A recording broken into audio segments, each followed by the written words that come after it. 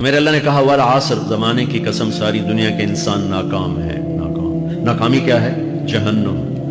کون بچا اس ناکامی سے؟ کوئی بچ سکتا ہے؟ اللہ نے کہا 4 کام کرنے والے بچ جائیں گے، 4 کام کرنے والے۔ الا الذین آمنوا، جو ایمان لائے۔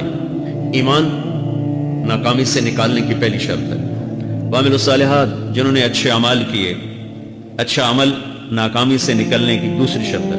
وتواصوا بالحق، جنہوں نے حق کی دعوت دی۔ یہ تبلیغ کا کام، جس کو آپ تبلیغی جماعت سمجھتے ہیں، یہ تبلیغی جماعت نہیں ہے، یہ میرے رب کی لگائی ہوئی ذمہ داری ہے ختم نبوت کی وجہ سے کہ میرے نبی کے بعد اب کوئی نہیں آئے گا۔ تم اے امت محمد اس دعوت کے کام کو اور حق کی دعوت کو تم آگے پہنچاؤ گے۔ وتواصوا بالحق، یہ لازمی پیپر ہیں، کمپلسری پیپر، اس میں نقل بھی نہیں لگ سکتی ہے، یہ لازمی پیپر ہے۔ وتواصوا بالحق، کہ اب کوئی نبی نہیں آنے والا، لہٰذا ایک دوسرے کو تیار کرو، دنیا تک جاؤ، یہ تمہارے ذمہ ہے۔ یہ ناکامی سے نکلنے کی تیسری شرط ہے۔ چوتھا پیپر وتواصوا بالصبر، جنہوں نے صبر کی دعوت دی، صبر کیا۔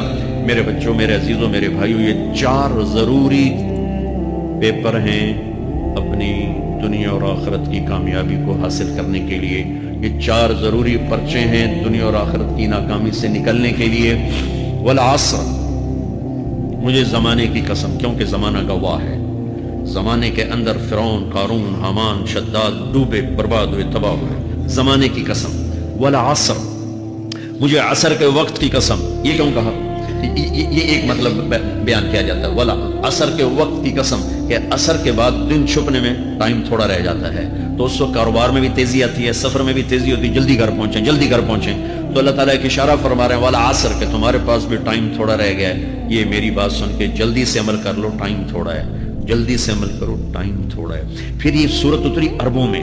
عربوں میں لڑائی کا ماحول ہے، ڈاکہ کا ماحول ہے، قتل و غارت کا ماحول ہے، تو عصر کے قریب مسافر قافلے تیز ہو جاتے تھے کہ جلدی سے کسی ٹھکانے پہنچیں تاکہ دشمن کے حملے سے محفوظ ہو جائیں۔ تو اللہ اس پس منظر میں فرما رہا ہے والعصر، ٹائم تھوڑا ہے، شام ہونے والی ہے، پتہ نہیں کب بلاوا آ جائے، جلدی سے یہ 4 کام سیکھو، جلدی سے کرو، جلدی سے کرو۔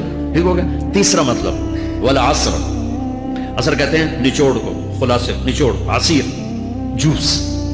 جوس کا کام کیا ہوتا ہے؟ ایک گلاس ہے، یہ گلاس ہے نا، آپ اس میں 1 آم رکھو تو اندر نہیں جائے گا، یہیں اٹک جائے گا، ٹھیک ہے؟ اور اسی میں 2 آم کا رس نکالو تو اس میں آ جائے گا، ٹھیک؟ اس میں اب 1 کنو ڈالو، اندر نہیں جائے گا، اسی میں 3 کنو کو نچوڑو تو اس کے اندر اس کا رس آ جائے گا۔ عصیر، نچوڑ نکالنا، نچوڑ نکالنا۔ تو میرا اللہ کہہ رہا ہے کہ تم 114 صورتیں ہیں، تم نہیں پڑھتے ہو، 6000 سے اوپر آتے ہیں، تم نہیں پڑھتے ہو، تو میں تمہیں سارے قرآن کا نچوڑ نکال کر، جوس نکال کر 3 آیات میں پیش کرتا ہوں۔ مجھے اس قرآن کے خلاصے کی قسم، اپنے رب کی بات مان لو، ورنہ بڑا نقصان اٹھاؤ گے۔